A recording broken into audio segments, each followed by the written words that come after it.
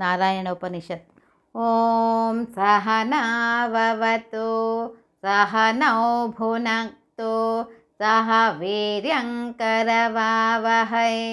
तेजस्विनावधीतमस्तु मा विद्विषावहै। ॐ शान्ति शान्ति शान्तिः। अथ पुरुषो ह वै नारायणो कामयतः प्रजासृज्येति।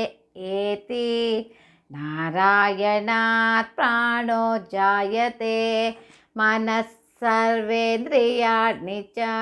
खं वायुर्ज्योतिरापः पृथिवी विश्वस्य धारिणी।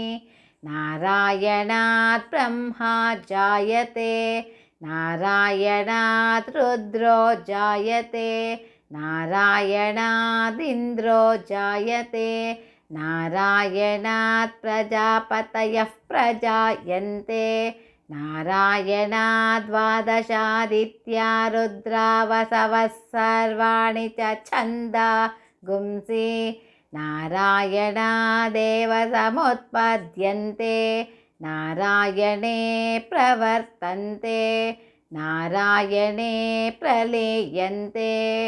ॐ अथ नित्यो नारायणः ब्रह्मा नारायणः शिवश्च नारायणः शक्रश्च नारायणः द्यावा पृथिव्यौ च नारायणः कालश्च नारायणः दिशश्च नारायणः ऊर्ध्वश्च नारायणः अधश्च नारायणः अन्तर्बहिश्च नारायणः। नारायण एवेदगं सर्वं यद्भूतयच्च भव्यं निष्कलो निरञ्जनो निर्विकल्पो निराख्यातः शुद्धो देव एको नारायणः। न द्वितीयोऽस्ति कश्चित् य एवं वेद स विष्णुरेव भवति स विष्णुरेव भवति। ओमित्यग्रे व्याहरेत् नम इति पश्चात् नारायणायेत्युपरिष्टात् ओमित्येकाक्षरं नम इति द्वे अक्षरे नारायणायेति पञ्चाक्षराणि।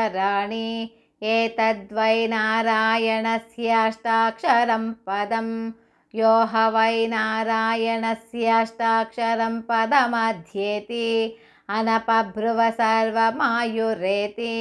विन्दते प्राजापत्यगुं रायस्पोषं गौपत्यं ततोऽमृतत्वमश्नुते ततोऽमृतत्वमश्नुत इति। य एवं वेद प्रत्यगानन्दं ब्रह्मपुरुषं प्रणवस्वरूपम् अकार उकार मकार इति। तानेकधा समभरत् तदेतदोमिति यमुक्त्वा मुच्यते योगी जन्म संसारबन्धनात्। ॐ नमो नारायणायेति मन्त्रोपासकः वैकुण्ठभुवनल्लोकं गमिष्यति। तदिदं परं पुण्डरीकं विज्ञानघनं तस्माददिदावन्मात्रं ब्रह्मण्यो देवकी पुत्रो ब्रह्मण्यो मधुसूदनो सर्वभूतस्थमेकं नारायणं कारणरूपमकारपरब्रह्मोम् एतदथर्वशीरो योधीते प्रातरधीयानो रात्रिकृतं पापन्नाशयति सायमधीयानो दिवसकृतं पापन्नाशयति माध्यान्दिनमादित्याभिमुखोऽधियानः पञ्चपातकोपपातकात् प्रमुच्यते सर्ववेदपारायण पुण्यं लभते नारायण सायुज्यमवाप्नोति नारायण सायुज्यमवाप्नोति य एवं वेद इत्युपनिषत्। सहनाववतु सहनौ भुनक्तु सह वीर्यङ्करवावहै तेजस्विनावधीतमस्तु मा विद्विषावहै। ॐ शान्ति शान्ति शान्तिः। हरिः ॐ तत्सत्।